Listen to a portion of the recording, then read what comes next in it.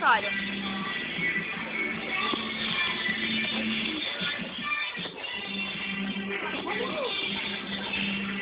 Estamos dando adeus à loja.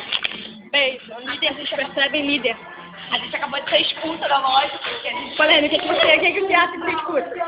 É assim mesmo que a gente sai da loja. A Bárbara derrapando?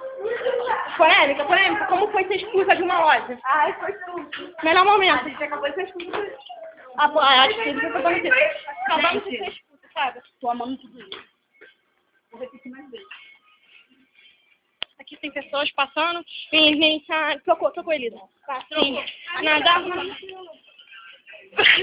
E pode sair. Uma buraco, tá vendo? Tem um roubo da cara, o dia das crianças, gente. Aqui. A Bárbara se acha bonita.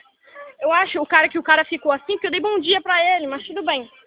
Ele era o que tava aqui embaixo? Aham. Eu acho que só tem um, né? Eu tô aqui, não, mas era aquele cara que tá com essa